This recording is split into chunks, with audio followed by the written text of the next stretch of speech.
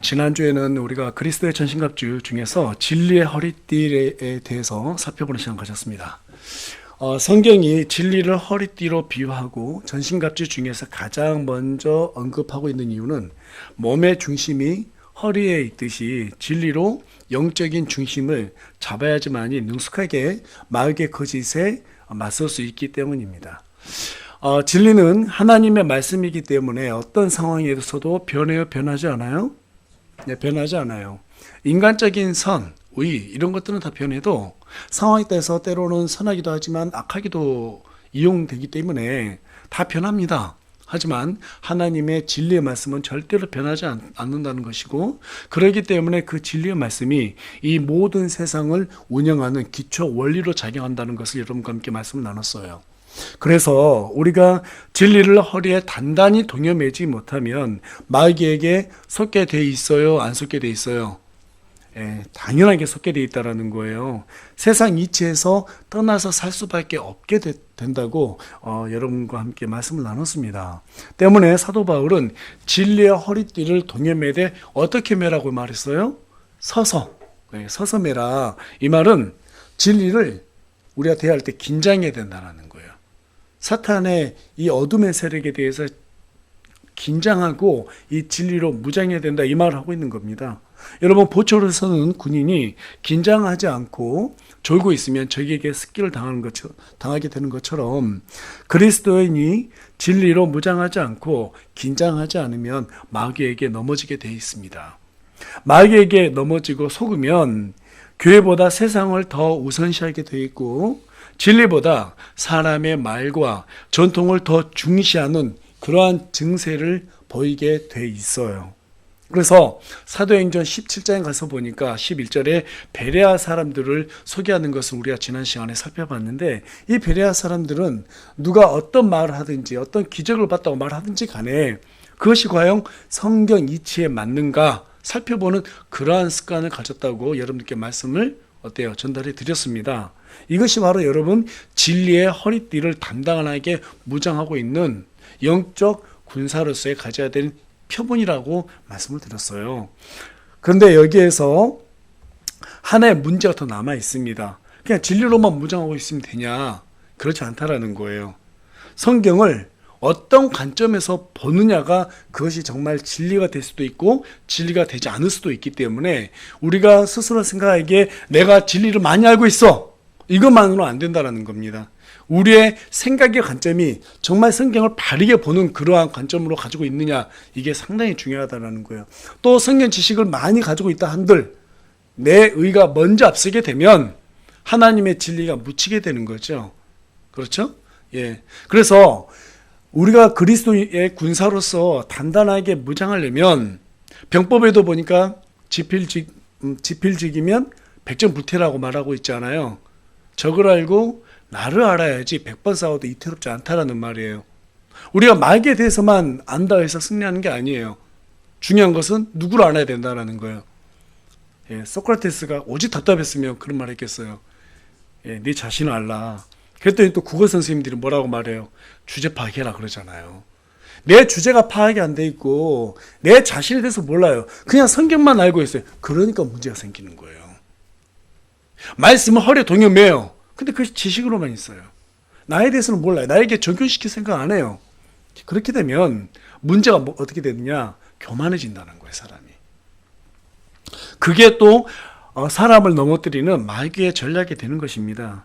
여러분, 영적인 전투는 마귀에게 속아서 공격을 당하는 경우도 있지만, 여러분 축구에서도 수비수가 골키퍼를 도우려다가 무슨 골을 넣어요? 자사골 넣는단 말이에요. 그와 같이 우리가 우리 자신을 속여서 공격을 당하게 만드는 경우도 있다는 거예요. 그런데 오늘날 참 어떻게 봤을 때는 오해하지 마세요. 마귀가 좀 억울한 것 같아요. 다 마귀 탓이야. 다 마귀 탓. 아니라니까요. 마귀는 진리를 속여서 우리를 넘어뜨리게 만드는데 실제로는 우리 자신 교만해서 스스로 넘어진 경우도 있다란 말이에요. 그것이 뭐예요? 성경의 의가 아니라 자기의 의라는 거예요. 그래서 혹자는 뭐라고 말했느냐? 지옥에 난 길은 선의라고 하는 아스팔트로 포장되어 있다, 이렇게 말했어요. 이 때문에 사도 바울이 진리 허리띠를 말한 다음에 의의 흉갑을 착용해라 이렇게 말한 겁니다. 그래서 오늘은 에베소서 21번째 시간으로 그리스도인의 전신갑주, 부제는 의의 흉갑, 의의 흉갑이라는 주제로 저와 여러분이 오늘 말씀을 좀 나눌까 합니다. 오늘 이 말씀은 너무나 중요해요. 그런데 중요한 만큼 조금 어려워요. 그리고 여러분들이 잘 들으셔야지, 집중해야지 오늘 말씀 이해할 수가 있습니다. 사람들은 모두 저마다 자기가 생각하는 선이 있어요. 그렇죠? 자기가 생각하는 선이 있어요. 여러분, 이 말씀을 나눌 때 혹여 저와 여러분이 내가 가진 어떤 정의감 이런 것들이 성경보다 앞서진 않았는가, 또 입에 댄 것은 없는가, 이러한 것들을 생각해보고 혹여 그런 부분이 있다면 우리의 자세를 바로 잡는 그런 귀한 시간이 되기를 간절히 소망합니다. 흉갑이 뭡니까? 흉갑. 이 가슴에다 착용하는 갑옷이죠. 왜 흉갑을 착용할까요? 우리 몸에서 가장 중요한 장기인 심장을 보호하기 위해서 그래요. 여러분 심장이 어디 있어요? 한번 만져보세요. 여러분 심장 어디에 있어요? 역시 제 생각이 틀리지 않았습니다. 그 국민학교 다니셨던 분들은 대부분 심장 집으라고 왼쪽을 집어요. 우리 최사마 이제 김가수님 전부 다 왼쪽 이렇게 하는데 초등학교 다니신 분들은 요즘 응급처치 같은 거 배우거든요. 심장이 여기 있다고 말하지 않고 장 가운데 있다고 말해요. 가운데 있어요. 심장이 가운데 있어요. 우리 몸의 상체에서 제 중심부에 있습니다. 이 심장이 다치면 어떻게 돼요? 팔다리 다치면 바로 죽는 게 아닙니다. 하지만 심장을 다치면은 그 자리에서 바로 죽게 될 수도 있는 치명상을 입게 됩니다. 그래서 전장에 나가는 군인들에게 제일 중요한 게 뭐예요? 심장을 보호하는 것이기 때문에 이 흉갑을 입는다 이 말이에요. 자, 그런데 사도 바울이 말하는 이 흉갑은 물리적인 흉갑이에요? 아니면 영적인 흉갑이에요? 영적인 흉갑이에요. 눈에 보이지 않는 흉갑입니다.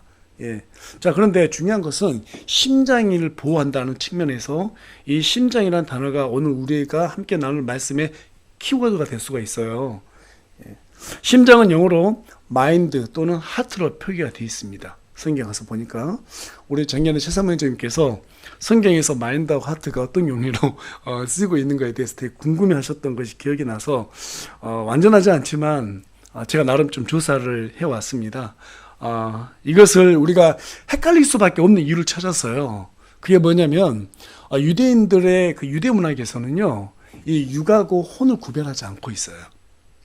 그렇기 때문에 조금 헷갈릴 수밖에 없는 거예요. 어떨 때는 물리적인 우리 몸의 신체 기관 심장을 말했다가 또 어떤 경우에는 마인드를 말했다가 이렇게 여러 가지로 그때그때마다 다르게 표현하는 이유가 이걸 구분하지 않고 있기 때문에 그렇습니다. 구분하지 않는다는 건 무슨 말일까요? 우리의 몸 이것이 그대로 혼이라는 의미를 가지고 있다는 뜻이에요. 성경 용례를 보게 되면 심장을 나타내는 하트는 히브리어로 마음을 뜻하는 리빠라는 단어를 씁니다. 그리고 생각 혹은 속 중심을 뜻하는 칼라이오스라는 단어를 혼용해서 사용을 하게 되는 것을 보게 돼요. 본래 이 마음이라고 하는 것은 인간의 도덕적, 종교적 성격을 결정하는 의지의 자리라고 한다면 생각 혹은 속의 중심은 감정을 주장하는 자리라고 한다고 그래요. 그래서 여러분 시편 7편 9절에 가서 보면 또 시편 73편 21편에 가서 보니까 자, 의로우신 하나님께서는 마음과 속 중심을 시험하나이다 이렇게 돼 있죠. 또 시편 73편 21편에서 21절에 가서 보니까 이같이 내 마음이 괴로우며 내가 내 속 중심에 찔렸나이다. 이렇게 기록을 하고 있는 걸 보게 됩니다. 영어로 가서 보게 되면 조금 더 구체적으로 heart and rains라고 돼 있어요. 두 개 다. heart와 reins.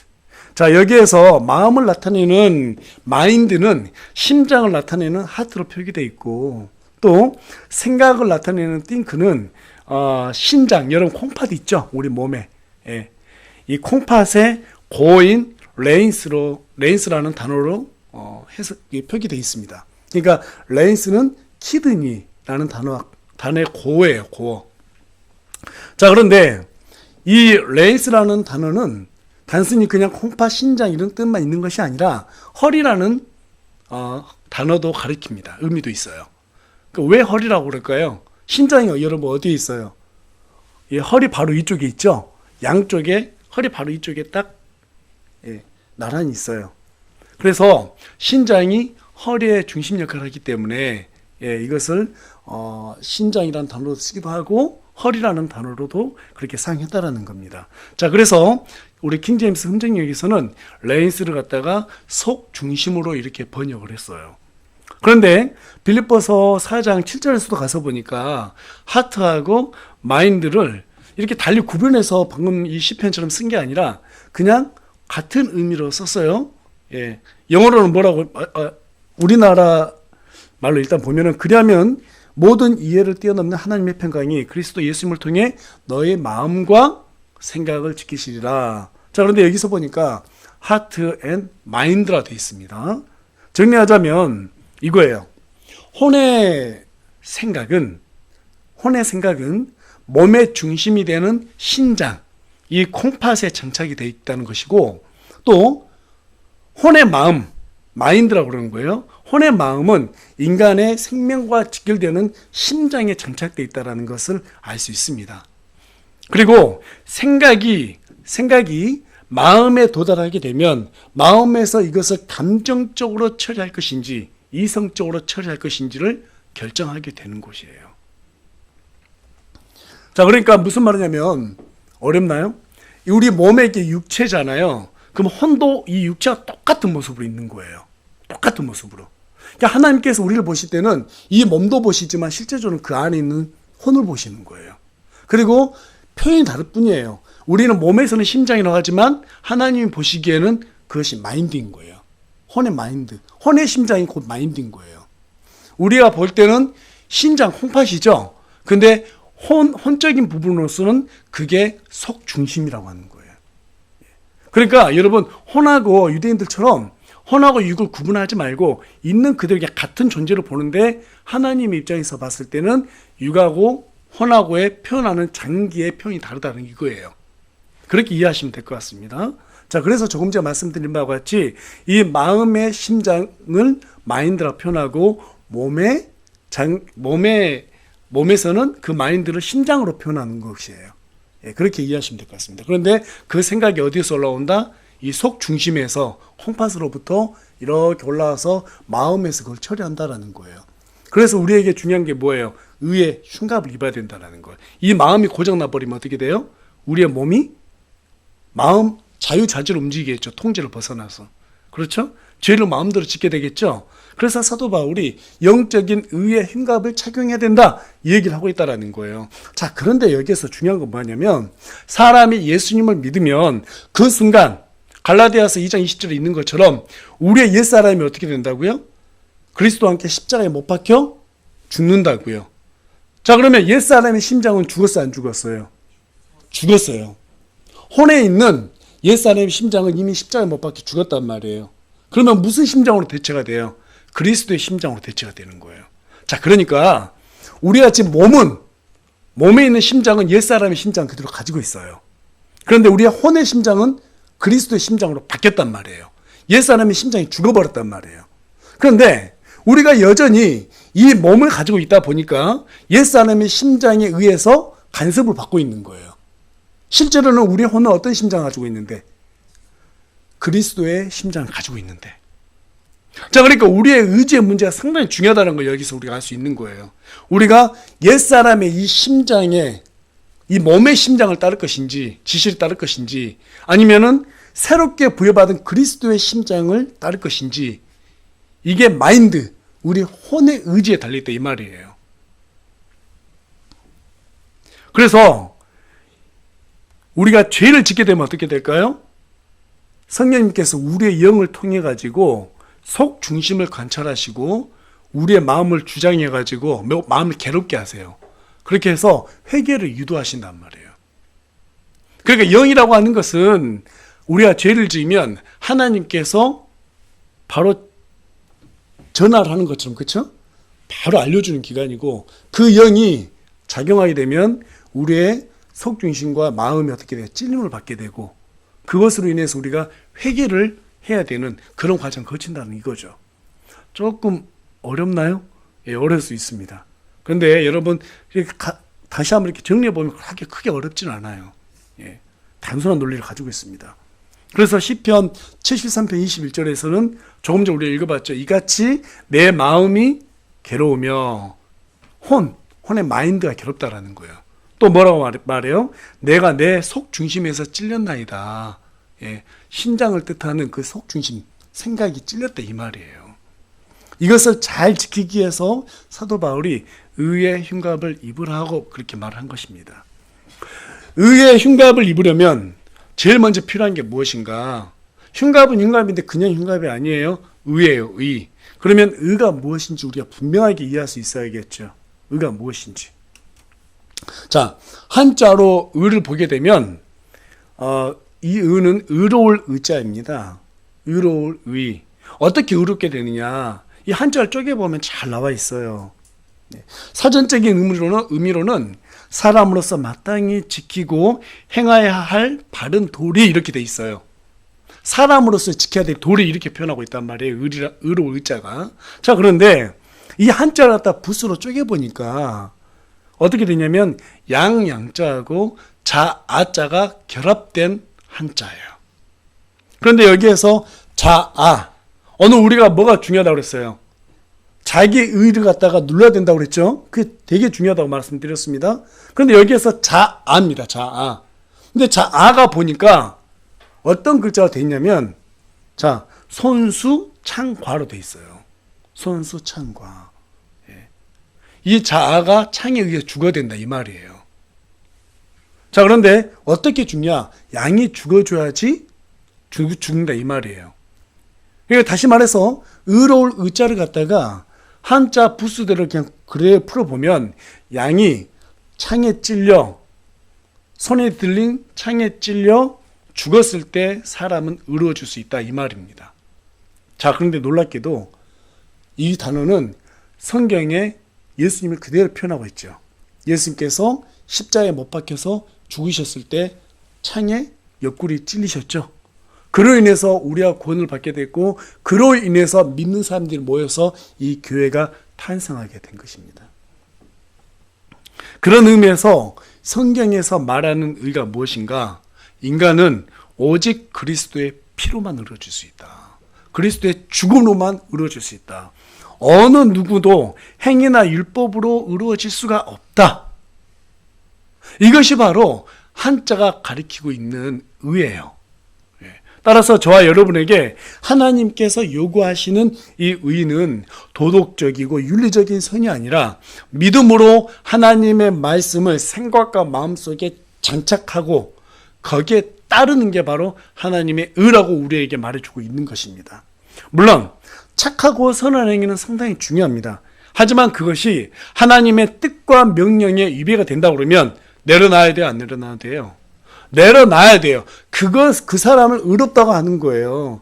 그것이 하나님께서 저와 여러분에게 또 계속해서 요구하는 의라는 것입니다.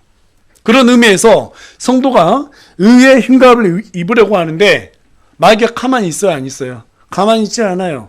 방해합니다. 무엇으로 방해해요? 조금 전에 말씀드렸다시피 자기의 의로. 야, 너 있잖아. 칭찬받기를 원하잖아. 너 자랑하기를 원하잖아. 야, 좀 네가 드러나야지. 그럼 어떻게 해야 돼요? 내가 의롭다라는 것을 사람들 앞에 드러내야 되겠죠. 이게 가장 큰 방해거리라는 거예요. 자기는 잘난 게 없으면서 자기도 똑같은 죄인이면서 자꾸 남만 지적하고 자기의 어떤 행동하는 것을 돌아보지 않고 이게 교만이거든요. 근데 그 교만을 생산하는 게 바로 자기 의라는 거예요. 어느 날 예수님께서 제자들에게 내가 이제 곧 죽는다. 그리고 또 부활한다. 자신의 죽으심과 부활에 대해서 제자들에게 말했습니다. 그때 용감한 베드로가 감히 예수님을 꾸짖었어요. 어떻게 그런 말씀하십니까? 그런 일은 생길 수가 없습니다. 그런 말씀하세요. 이거 막 꾸짖었단 말이에요. 그때 예수님께서 베드로에게 뭐라고 말씀하세요? 마태복음 16장 23절에 가서 보니까 사탄이라고 말해요. 베드로가 아니에요. 사탄아, 너는 내 뒤로 물러가라. 너는 나를 걸려 넘어지게 하는 자니라. 네가 하나님에게서 난 것들은 좋아하지 아니하고 사람들에게서 난 것을 좋아하느니라. 여러분, 자기 의라고 하는 것은 하나님의 뜻을 생각하지 않는 것이 아니에요. 예, 생각은 해요. 그런데 자기 생각이 그보다 더 옳다고 말하는 것이 바로 자기 의란 말이에요. 이 대목에서 아무리 그렇다고 해도 예수님인데 어떻게 예수님 베드로에게 사탄이라고까지 말씀하셨을까? 너무 심한 표현 아닌가? 여러분 그렇게 생각해 본 적 없으세요? 그렇게 생각할 수도 있을 거예요. 자, 그런데 왜 우리 예수님께서 이렇게까지 하셨을까? 한번 이걸 생각해 보면 좋을 것 같아요. 예수님께서 베드로에게 사탄이라고까지 꾸짖었던 이유가 뭐냐면 베드로의 의가 예수님을 대적할 만큼 아주 위험했던 것이었고 그 정도의 책망이 아니면 바로 잡을 수가 없었기 때문에 그렇습니다.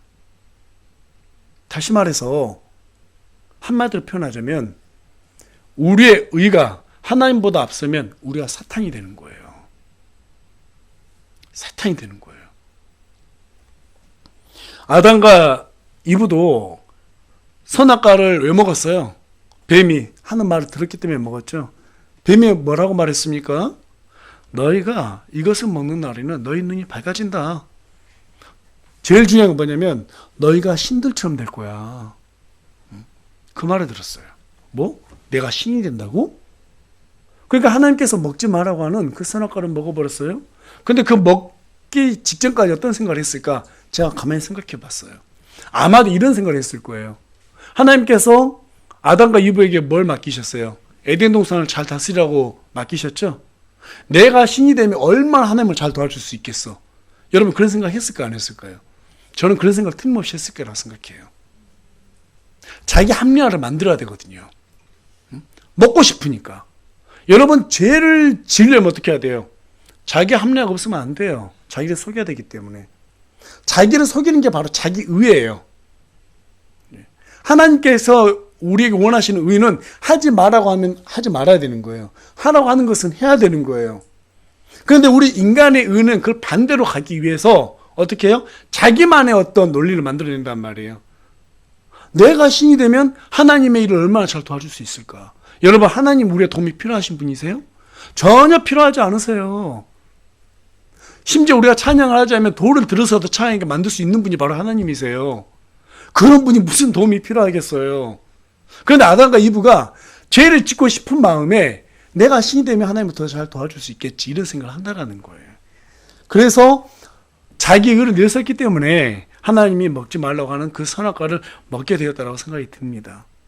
이와 같이 자기 의는 자신이 하나님을 도울 수 있다라고 하는 그러한 생각에서 그런 생각, 즉 교만에서 생겨나는 거예요.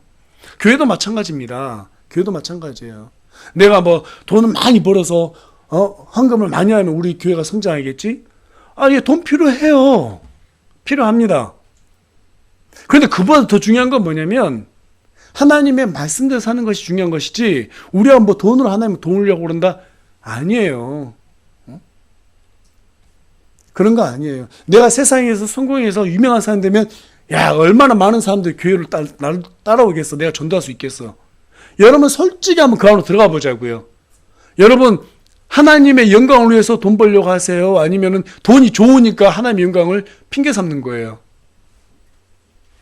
이 순서가 뒤바뀌면 아주 어려워진다니까요. 그러니까 자기 의는 늘 이 순서를 바꾼단 말이에요. 바꾼단 말이에요. 그렇게 되면 망하는 거예요. 여러분 완전한 사람이었던 아담과 예수님과 함께 3년 반 동안 동고동락했던 수제자였던 베드로도 넘어졌다고 그러면 우리는 얼마나 더 긴장해야 될까요? 얼마나 더 긴장해야 될까요? 계속해서 또 우리가 의의 흉가로 있는 데 있어서 방해하는 것이 하나 더 있어요. 그게 뭐냐면 미리 계산하는 습관이에요. 아, 이렇게 되면 저렇게 되겠지? 저렇게 되면 이렇게 되겠지. 여러분 믿음은 계산이 필요해요? 안 필요해요? 아브라함이 갈대 우르 자기 광에서 떠날 때 계산했어요? 안 했어요? 계산하지 않았어요. 믿음은 계산을 요구하지 않아요. 계산은 하나님이 하시니까요. 한창 코로나가 창궐했을 때 현장 예배를 두고 교회에서 아주 논란이 뜨거웠습니다. 많은 사람들은 직장을 잘 다니면서도 뭐라고 말해요. 다른 사람들이 피해를 주기 때문에 교회 이미지를 생각해야 되기 때문에 현장 예배 드린 것을 반대하는 사람들이 있었습니다. 제가 그때 여러분들께 두 개 구절 소개해드렸어요. 히브리서 10장 25절입니다. 어떤 사람들의 습관과 같이 우리 함께 모이는 일을 피하지 말고 서로 권면하되 그날이 다가옴을 볼수록 더욱 그리하자. 마지막 때 되면 마태복음 23장에서는 역병이 창궐한다고 얘기했습니다. 그럼 우리 하나님께서 이 코로나가 생길 것을 모르고 모이라고 말했을까요? 아니죠. 아니에요. 그럼 왜 모여야 돼요? 로마서 12장 1절. 너희는 너희 몸을 거룩하고 하나님께서 받으실 만한 희생물로 드리라고 말했어요. 눈으로 보는 거 이거 예배라고 하기 어렵습니다. 실제 하나님께서 받으시는 예배는 우리의 몸을 드리는 거예요. 물론 여기에 모여서 드리는 예배도 중요하죠. 하지만 넓은 의미에서는 우리의 삶 자체를 드리는 것이에요. 삶 자체. 그러니까 이 예배도 그 삶이기 때문에 중요한 겁니다. 하나님께 어떻게 드리냐는. 여러분, 하나님의 일을 하다 보면 반드시 어려운 일이 생겨요, 안 생겨요? 생기는 것은 당연한 것이라고 생각해야 돼요. 사도행전 15장 22절에 가서 보니까 우리가 반드시 환난을 거쳐 하나님의 왕국에 들어가야 하리라. 이 말은 무슨 말이냐? 환난을 당하지 않으면 하나님 왕국에 못 들어간다 말이냐? 이게 아니에요. 구원받은 사람들은 환난을 거치는 것을 당연하게 생각했는데 이 말이에요. 요한복음 16장 33절에서도 가서 보면 세상에서 너희가 환난을 당할 것이나 당한다는 거예요. 예수님 잘 믿으면 당하게 돼 있어요.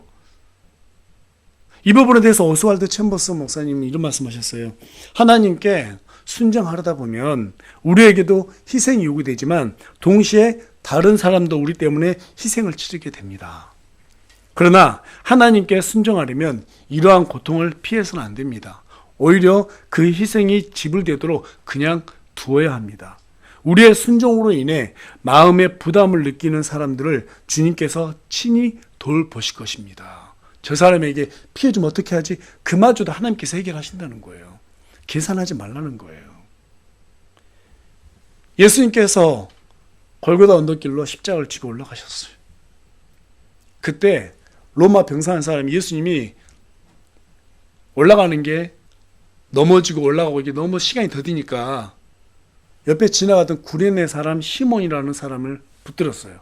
너 함께 십자가 메고 올라가. 구레네 사람 시몬은 예수님이 어떤 분인지 몰랐거든요. 근데 갑자기 군사가 시키니까 안 할 수가 없잖아요. 안 하면 죽임당하니까. 무서우니까 했어요. 그때 어떤 마음이 들었을까요? 이 양반 때문에 내가 십자가를 지네. 열받네. 그러지 않았겠어요? 오늘 재수없다. 이런 생각 가졌을 거예요. 오늘 일진이 안 좋다. 어쩐지 꿈자리 뒤숭숭했어. 그러면서 예수님과의 만남을 잘못된 만남으로 생각했을 거예요. 그런데 여러분, 그 일이 시몬에게 인생에 있어서 가장 축복이 됩니다. 큰 축복이 됩니다. 두 아들이 교회를 세우는데 큰 역할을 했고요. 그 안에는 사도 바울이 어머니로 예우할 정도로 그렇게 존경받는 사람이 되었습니다. 여러분, 우리에게 필요한 것은요, 믿음이지 계산이 아닙니다. 우리에게 필요한 능력은 믿음의 능력이지 계산의 능력이 아니에요. 첫째로 하나님의 한국과 그분의 의를 구하는 거예요. 그분의 의이지 내 의가 아니에요. 계산하는 것은 내 의 때문에 계산하는 거예요. 나를 드러내기 위해서 내가 조금이라도 피해 안 보고 좋은 것만 취하려고. 그렇지 않아요. 뭐 하나 내놓으면 반드시 하나의 대가는 치러야 돼요. 여러분, 군인들이 전장에 가서 적군을 죽이는데 내 파란 쪽 내놔야 되지 않겠어요? 맞아, 안 맞아요? 당연한 거잖아요. 나는 하나도 안 다치고 적군을 막 100명씩 죽이겠다? 말이 안 되는 거예요. 여러분, 만일 아브라함이 계산하는 사람이었더라면 아들 이삭을 하나님께 바칠 수 있었을까요? 만일 다윗이 계산하는 사람이었다면 3m가 넘는 거인 골리앗과 맞서 싸울 생각을 했을까요?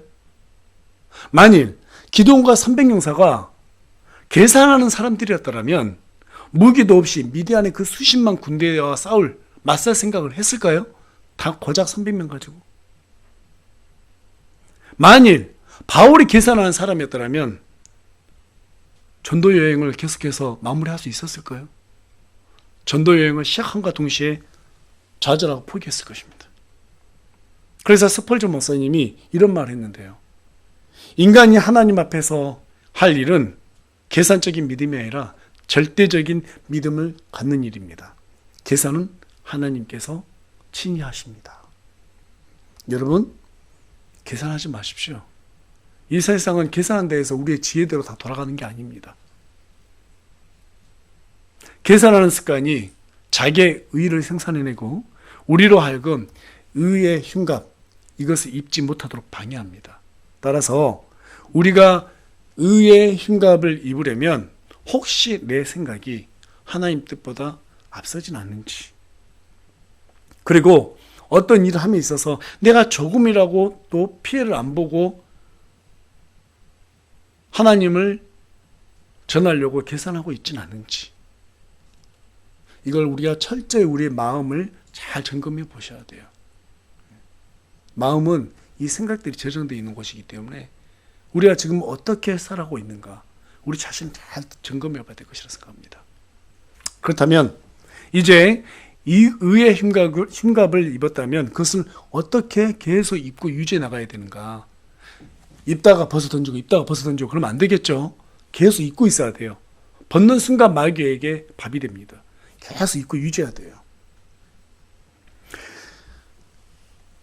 의의 흉갑은 아무 옷 위에다가 입는 게 아니에요. 군인들이 흉갑을 입을 때는 군복 위에다가 입거든요. 그와 같이 그리스도인들은 반드시 거룩이라고 하는 겉옷 위에다가 흉갑을 입어야 됩니다. 그래야 어떤 일이 있어도 마음을 뺏기지 않게 되는 거예요. 저는 그 대표적인 사람이 어떤 사람인가 생각해 봤을 때, 성경에서 하나님께서 정말 3번이나 연거푸 자랑한 사람이 있어요. 욥이에요. 욥입니다. 욥에 대해서 하나님께서 어떻게 평가하셨습니까? 욥기 1장 1절에 가서 보니까 우스 땅에 욥이라는 이름을 가진 한 사람이 있었는데 그 사람은 완전하고 올바르며 하나님을 두려워하고 악을 멀리하던 자더라. 그리고 하나님께서 직접적으로 사탄을 불러요. 그리고 욥에 대해서 소개하기를 뭐라고 소개하는가 하면, 욥기 1장 8절과 2장 3절에 가서 보니까 주께서 사탄에게 이르시되 네가 내 종 욥을 주의 깊게 살펴보았느냐. 그와 같이 완전하고 올바르며 하나님을 두려워하고 악을 멀리하는 자는 땅에 없느니라. 여러분, 사탄이 이 말을 들었을 때 기분이 어땠을까요? 어땠을까요? 엄청 질투했을 거예요. 그렇죠? 예. 그러면서 하나님께, 아니 저자가 하나님께서 많은 재산과 자녀들을 주시고 종들을 주셨기 때문에 하나님 믿는 거 아닙니까? 또 건강을 주셨기 때문에 하나님을 잘 믿는 거 아닙니까? 그거 뺏어보세요. 바로 하나님 원망할걸요? 그래서 하나님께서 야 그러니까 생명만 뺏지 말고 한번 해봐라. 그랬더니 사탄이 기분이 아주 그냥 좋아가지고 냉큼 달려가서 정말 잔인하게 욥의 자식들을 다 죽이고 종들을 다 죽이고 어때요? 재산을 전부 다 빼앗아 버렸어요. 심지어는 머리끝부터 발끝까지 이 심한 종기, 여러분 종기나면 어때요? 엄청나게 간지럽고 괴롭죠. 잠도 못 자고 열 오르고. 그런 종기를 머리끝부터 발끝까지 나게 한 거예요. 아마 발바닥에도 났을 거예요. 사람 이거 환장하는 거죠. 그 정도면. 그러니까 오직했으면 이 돌 갖고 막 긁었다 하잖아요. 얼마나 힘들었으면. 막 고름 다 터지고. 그럼에도 불구하고 욥이 뭐라고 고백하냐면, 우리 다 같이 욥기 1장 21절 다 같이 한 목소리 읽어보겠습니다. 시작. 이르되 내가 내 어머니 태에서 벌거벗고 나왔으니 벌거벗은 채 거기로 돌아가리라. 주께서 주셨고 주께서 가져가셨으니 주의 이름이 찬송받으시길 원하노라. 주시는 이도 주님이시여 취하신 이도 주님이시니 오직 우리 주님만 찬송을 받아야 된다.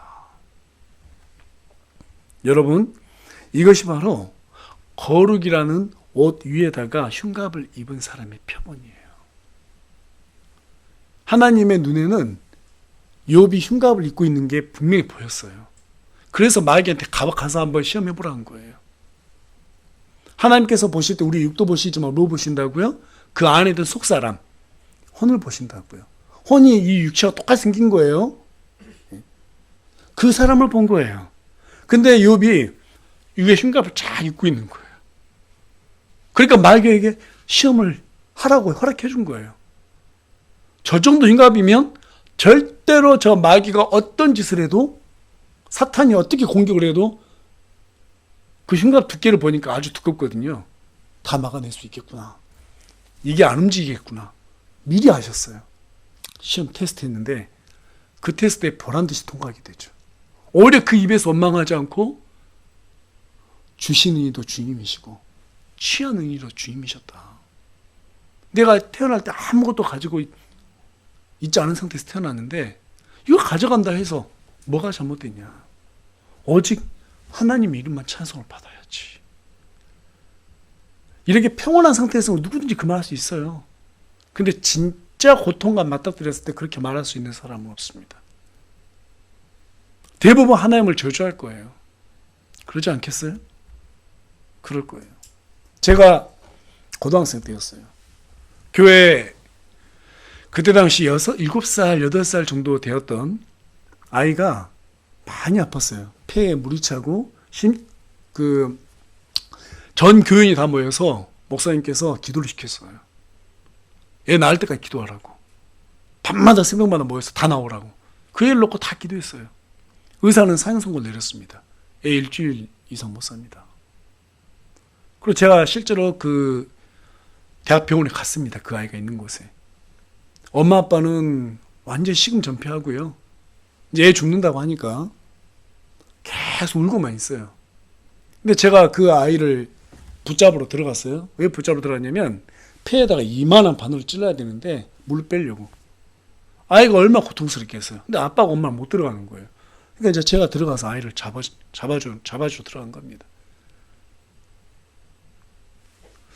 그 아이가 그렇게 괴롭다고 소리지르고 우는데요. 마음이 정말 아프더라고요.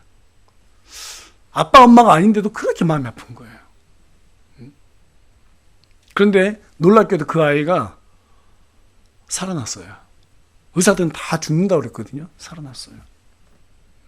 정말 감사하더라고요. 그리고 얼마 안 있다가 제 바로 밑에 있는 여동생이 쓰러져서 병원에 입원했습니다. 의사들은 죽는다고 그랬어요. 기도했어요. 근데 죽었어요. 5일 만에. 그때 말로만 들었지 실제 혈액이 죽으니까요. 그 고통은 뭐 이런 말할 수가 없더라고요. 그 고통이 그냥 영화나 드라마에서 봤던 그런 고통이 아닌 거예요. 어마어마한 거예요. 큰 돌 하나가 여기에 딱 올리는 것 같은 거예요. 막 먹먹하고요. 정신이 나가 있더라고요. 제가 군대 휴가 나와서 그때 나왔는데. 그래서 제가 하나님께 그랬어요. 왜 저 애는 살려주고 우리 동생 안 살려주냐고. 그때 막 제가 하나님께 원망했던 생각이 들어요. 우리는 이론적으로 나는 어려운 일이 생겨도 욥처럼 견딜 수 있겠지. 그렇게 생각할 수 있어요. 이론적으로는 그래요. 근데 우리의 마음이 뭐가 있다고 그랬어요? 감정도 다스리는 것이 마음이라고 그랬죠? 실제로 그 일이 당해 보면은 쉽지가 않아요. 우리 인간은 어려운 일 당하면 원망할 사람을 찾아요. 정말 우리가 비겁한 거거든요. 우린 저 사람한테 혼났는데 저 사람 무서우니까 만만한 사람 찾아가지고 원망해요. 이게 정말 비겁한 인간의 본성이에요. 저도 막 누군가에게 원망하고 싶더라고요. 근데 생명을 갖다가 주신 분이 하나님이시잖아요. 하나님을 원망했어요. 그리고 시간이 지나서 나중에 우리 첫째 아이 낳고 어느 날 기도하는데 하나님은 그 마음을 주시는 거예요. 갑자기 그런 생각을 주시는 거예요. 그때 내 마음이 얼마나 아팠는데. 여러분, 왜 우리가 의의 흉갑을 입고 있어야 되냐면 우리가 잘못되면 하나님 마음을 아프게 할 수 있어요. 하나님 마음을 아프게 할 수 있어요. 욥처럼 의의 흉갑을 지니고 있지 않으면 우리도 모르게 하나님을 저주하고 원망할 수 있습니다. 여러분, 이게 그냥 말씀을 듣는 데서 난 안 그래야지, 아니에요. 무장이 돼 있어야지 안 그러는 거예요. 알고 있는 데서 되는 게 아니에요. 늘 기도와 말씀으로 하나님께 완전 붙들려 있어야 돼요. 욥은 자식이 다 죽었습니다. 모든 재산 다 빼앗겼어요. 집마저 날라갔어요. 여러분, 은행에서 카드 회사에서 당장 전화 와도 얼마나 힘들어요. 옛날 제가 힘들 때 카드에서 전화 오면 미치겠더라고요. 지금 당장 먹지 못해 죽는 것도 아닌데 얼마나 스트레스 받습니까? 그렇죠? 당장 어디 하나 칼에 살짝 베어가지고 다치기도 해봐요. 얼마나 이게 신경 쓰이는데요. 근데 욥은 재산이 다 날라갔습니다. 온몸에 종기가 악창이 났어요. 자식들이 다 죽었어요. 그 슬픔 이루 말할 수 없기 때문에 참척이라고 표현하죠. 근데 그 고통 가운데서도 하나님을 원망하지 않았습니다. 그것은 의의 흉갑이 그를 완전하게 보호하고 있었기 때문에 그렇습니다. 친구들이 와서 얘기를 해요. 욥에게, 야, 네가 잘못해서 그런 거 아니냐. 너 저 때문이다 자꾸 정지를 해요. 심지어 자기 아내는 뭐라고 말해요? 하나님을 저주하고 자살하라고 그러죠. 아내는 의의 흉갑이 해체됐거든요. 하나님을 저주하고 맘먹었거든요. 그럼에도 불구하고 욥은 모든 것을 내주더라도 하나님을 향한 순전한 마음만큼은 절대로 목숨을 걸고 지켰습니다. 여러분, 사탄은 욥에게 딱 한 가지만 바랬어요. 하나님을 향한 순전한 마음이었어요. 그 완전한 마음만 뺏어가기 원했어요.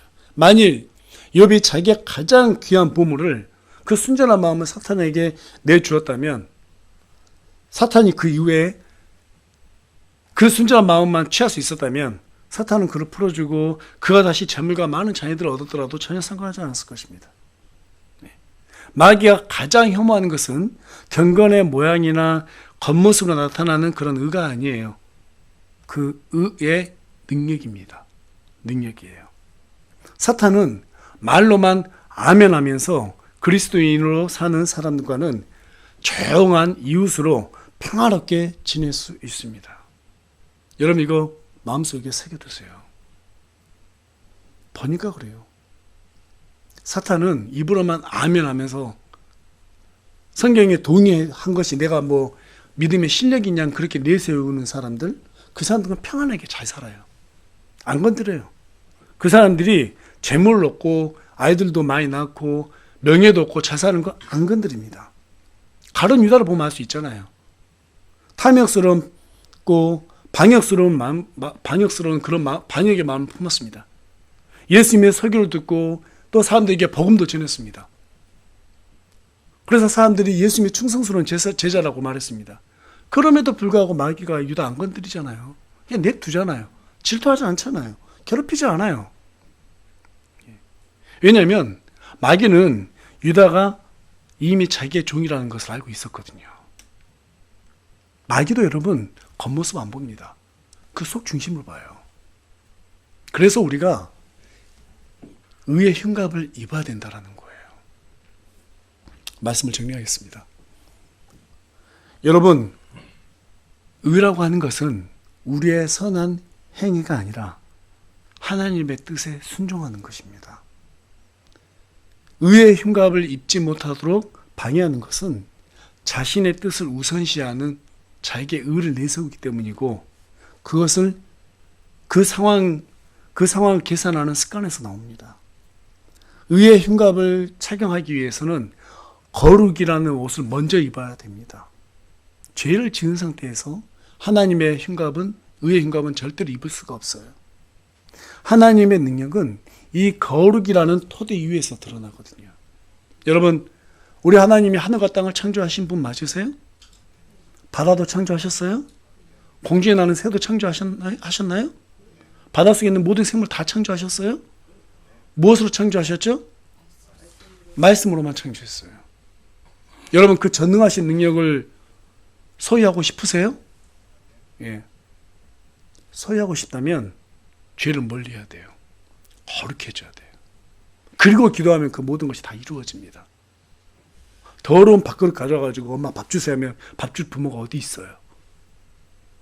깨끗하게 그릇을, 우리의 몸을, 마음을 깨끗하게 하고 하나님께 가서 하나님, 네, 이게 필요합니다. 근데 무조건 다 달라고 해서 주는 게 아니에요. 하나님의 일을 하는데 이게 필요합니다. 그랬을 때 주는 거예요. 우리 학생들 공부 안 하면서 전교 1등하게 해주세요. 그런 기도 안 통해요. 예. 공부를 하나도 안 해놓고 하나님 전교 1등하게 해주세요. 그 미신이에요. 그 미신. 그거 그렇게 말하는 교회 있으면 그게 절대 가면 안 돼요. 다 거짓말이에요. 그와 마찬가지로 우리가 물질을 구할 때는 거룩으로 무장한 상태에서 하나님 일을 해야 됩니다. 하나님 필요합니다. 주신다고요. 하나님, 때로는 제가 어떤 위치가 필요한데 복음을 전해야 됩니다. 근데 저 사람께 복음을 전하려면 이 정도의 어떤 위치가 사회적 위치가 필요합니다. 그게 그 속중심 하나님 분명히 아세요. 그 마음이 순수한 마음이에요. 그 사람이 죄가 없어요. 거룩하게 살려 노력을 해요. 주시는 거예요.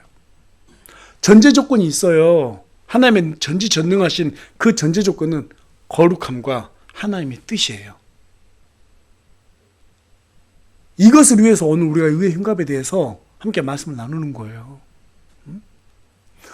다시 한번 얘기할게요. 거룩해야 돼요. 하나님의 뜻에 맞는 것을 구해야 돼요. 그러면 그 모든 것이 이루어지는 거예요. 반대로 이처럼 어려운 일을 당하게 돼요. 반드시 당하게 돼요. 그랬을 때 입으로 죄를 지으면 안 돼요. 그러면 하나님께서 그 사람을 더 높게 사용하시는 거예요. 그 역할을 해준 게 바로 의의 흉갑입니다. 여러분, 거룩은 적당히 살려고 하는 사람에겐 절대 허용되지 않습니다. 적당하게 믿으려고 하는 사람은 적당하게 방어하기 때문에 반드시 그 의의 흉갑은 해체되게 돼 있습니다. 왜 그럴까요? 마귀는 최선을 다하거든요. 의의 흉갑을 입은 사람은 욥처럼 모든 것을 내줘도 주님이 원하는 것만큼 양보하지 않는 사람이에요. 어떤 일이 있어도 마음을 뺏기지 않는 사람입니다. 오직 성경대로 살아야지, 내가 절대로 저 마귀의 생각에 넘어가지 말아야지 라고 작정하는 사람들만 이 의의 흉갑을 입을 수 있고 그것을 계속해서 입은 상태로 살아갈 수 있게 되는 거예요. 그래서 저와 여러분이 정말로 하나님의 전신갑주, 그리스도의 전신갑주, 즉 의의 흉갑을 입는다는 것은 저와 그리고 또 제 자신만 아니라 우리 모두를 위해서도 필요한 거예요. 어떤 사람이 마귀에게 넘어지면 함께 넘어질 수 있거든요. 여러분 겨울에 귤 사다 보면 귤 하나가 썩어 있으면 옆에 다 퍼지죠. 사과도 마찬가지로 하나 썩어 있으면 다 같이 썩죠. 이것은 나만 입으면 되는 게 아니에요. 함께 다 입도록 해줘야 되는 거예요. 함께. 그래서 우리가 서로 권면하는 게 필요한 거예요. 권면하라고 했더니 자기는 아닌 것처럼 그렇게 하면 안 돼요. 나도 그런 면이 있는데 우리 함께 조심하자. 이게 권면이지. 일방적으로 가지고 너 왜 그랬어? 그렇게 살면 안 되지. 그렇게 하면 안 되는 거예요. 그래서 항상 함께 흉갑을 입자. 이렇게 권면하는 저와 여러분이 되길 간절히 소망합니다.